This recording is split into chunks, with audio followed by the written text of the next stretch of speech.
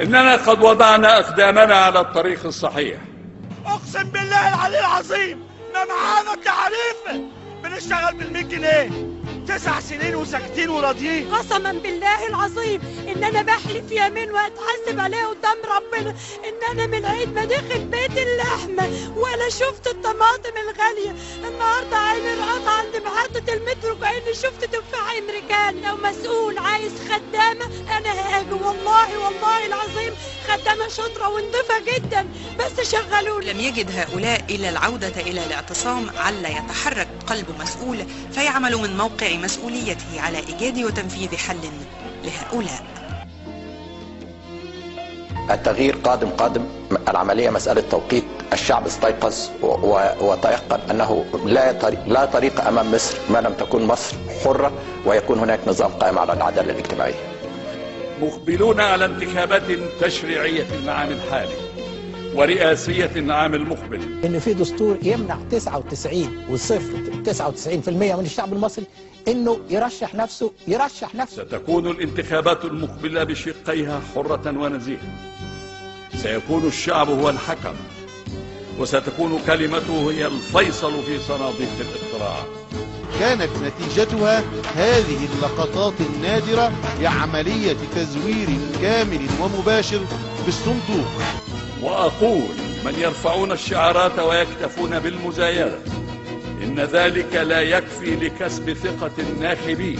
هدفي هو إن ما يكونش فيه منقذ لمصر، إن ما يكونش فيه مخلص لمصر. هدفي إن مصر هي اللي تنقذ نفسها، وأن عليهم أن يجتهدوا لإقناع الشعب برؤى واضحة تطرح الحلول لمشكلاتنا. مش هينصلح حالكم الاقتصادي والاجتماعي إلا ما ينصلح حالكم السياسي. عليهم أن يجيبوا على تساؤلات البسطاء من الناس. الناس لازم تفهم إن لما بتكلم على الدستور بتكلم على رغيف العيش. الوصل بين الحياة السياسية والنظام السياسي والأكل والشرب والسكن كله مصري فقير وإنما ذكي. المصري عنده إحساس بالمصداقية، ومين اللي له مصداقية؟ المصري حتى لو ما فهمش تعقيدات الدستور عارف إن حياته ليست كما يجب. ماذا لديهم ليقدموه له؟ إن أفهم الشعب المصري وخاصة الطبقات غير المتعلمة إن لقمة العيش بتاعته، أنبوبة البوتاجاز، الحد الأدنى للأجور. مفيش واحد ما عندوش تأمين اجتماعي، تأمين صحي، تعليم مجاني. اشتراكات ديمقراطية هي أنسب اللي أنا شفته. ما هي سياساتهم لجذب الاستثمار وإتاحة فرص العمل؟ لو توحدنا واشتغلنا كفريق وأمنا بنفسنا وكان عندنا ثقة في الله وفي قدرتنا على أن نغير أنفسنا. نحن غير مختلفين عن أي شعب تاني غير، وبالعكس عندنا قدرات بأراها، ذكاء وقدرة خلاقة على أن كذلك مش بس نغير، إننا نسبق كثير من الدول. ما هي برامجهم لرفع مستوى معيشة محدود الدخل منا؟ أولا أنا لست مرشحا، إنما أنا داعية للتغيير. وأما يكون وإذا حصل إن أنا أكون مرشح زي مثل غيري سيكون هناك برنامج، وإنما سأضحك على الشعب إذا قلت له إن أنا هذا برنامجي في التعليم، هذا برنامجي في الصحة. لأن في نظام ديمقراطي عشان أعمل برنامج للتعليم لازم أجيب أفضل الخبراء في التعليم، في نظام أفضل الخبراء في الصحة، وأفضل الخبراء في الصناعة والزراعة وغيره. كل مصري وكل إنسان يعيش في مجتمع ديمقراطي يجب أن تكون له الحق في الحياة الحرة الكريمة، حرية من حرية الرأي، حرية العقيدة، الحرية من الخوف، والحرية من الفقر، وهو كما ذكرت كثيرا الفقر هو أقوى أسلحة الدمار الشامل. كيف يرون التعامل مع مخاطر الإرهاب على بلدنا وشعبنا؟ لا يوجد شعب في العالم يمكن أن يعيش 30 سنة في دولة تحكم بقانون الطوارئ. كل إنسان مصري شيوعي مسلم اخوان مسلمين قبطي يجب ان يكون له حق في ان يشارك في الحياه السياسيه، وان تكون له نفس الحقوق ونفس الواجبات في اطار الخط الاحمر الذي يضع والقيم الاساسيه التي نتفق عليها جميعا في ظل دستور يتم تقنينه عن طريق لجنه منتخبه من كافه فئات الشعب. وما هي مواقفهم من قضايا سياستنا الخارجيه في منطقتنا والعالم من حولنا؟ انا لما خدت جائزه نوبل دي مش نشان دي مسؤوليه. انا بعمل في الامن الدولي، بعمل في عمليه الفقر وعمليه وجود معايير متكافئه ينطبق على الشعوب الفقيره والشعوب المتقدمه. انا في مجالس كثيره وكثيره ولا بد ان استمر فيها، لان لا بد ان العالم يرى المصري بيشارك في العالم، القريه الصغيره اللي بنطلقها عليه. انما هذا هو قدري، ان هكون في الداخل وفي الخارج، كله بيصب في مصلحه مصر. مصر لما بنتكلم عن اصلاح بنتكلم اصلاح داخلي واصلاح خارجي. يمكن زرت 150 دوله، وكل مره بدون استثناء تقريبا اقول ليه يا ربي احنا الدول دي سبقتنا. كوريا، انا كنت في كوريا قريب من شهرين. كوريا ابتدت سنه 60 كان متوسط الدخل فيها $80 زي مصر. النهارده الدخل في كوريا $22,000. $22,000. يعني أود أن أذكر لك مثل بسيط عن معنى الديمقراطية. عندما ذهبت للغزاء مع ملك السويد، قابلني شخص وعلى قصر من سنة 1700، قصر بديع في ستوكهولم. قابلني شخص على باب القصر ولم أرى غيره عندما إلى أن رأيت الملك. لا حراسة، لا تشريف. عندما تذهب إلى الدول غير الديمقراطية تمر على الأقل 20 حارس و20 تشريفة. الديمقراطية في نهاية المطاف هي البساطة، هي المساواة، هي الإنسانية، هي العدالة، هي الحياة.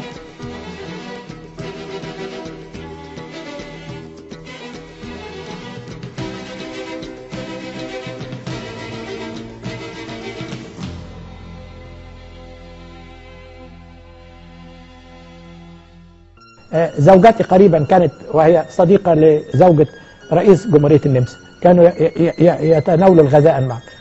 عندما انتهوا من الغذاء زوجتي ذكرت لها أنها ستركب المترو، وسألتها وتصورت أن مرات رئيس جمهورية النمسا لديها عربية واثنين وثلاثة مترو. قالت لها دعني أمشي معك فأنا أيضا سأركب المترو في طريقي إلى المنزل. هذا هو الفرق بين النظام الديمقراطي وبين النظام السلطوي. إنني من موقعي كرئيس للجمهورية لابد أن نغير مفهوم العقلية المصرية من أن النظام يقوم على شخص إلى نظام يقوم على مؤسسات. نمضي في طريقنا برؤية واضحة، نعلم هدفنا ووجهتنا. في رأيي أن بدون الديمقراطية الطريق مسدود أمامنا لأي إصلاح اقتصادي أو اجتماعي. وأنني أجد نفسي اليوم وأكثر من أي وقت مضى أقوى عزما وأشد تصميما على أن لا ترتد حركة مجتمعنا إلى الوراء.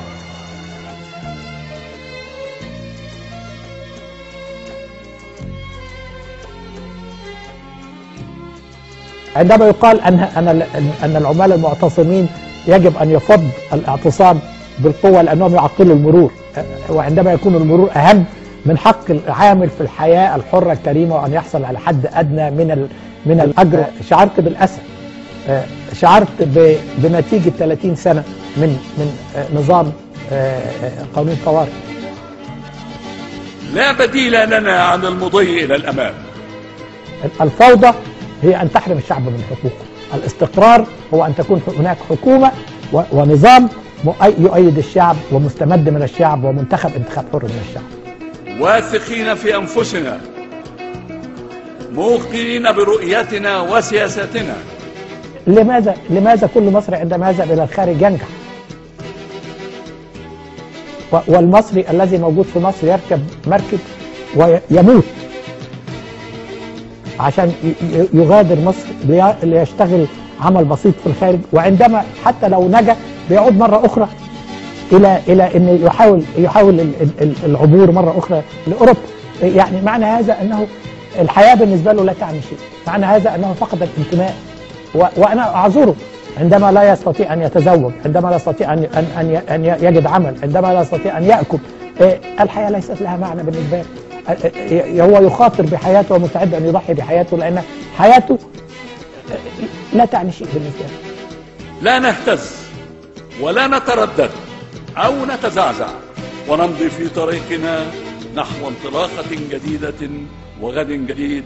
النهاردة نحن في العالم العربي في وضع أسوأ ما نكون، عندما أرى كل واحد عربي ويقول لي أنك تقوم يعني بعمل تجعلنا نفخر بأنفسنا، وهذا ليس المصريين.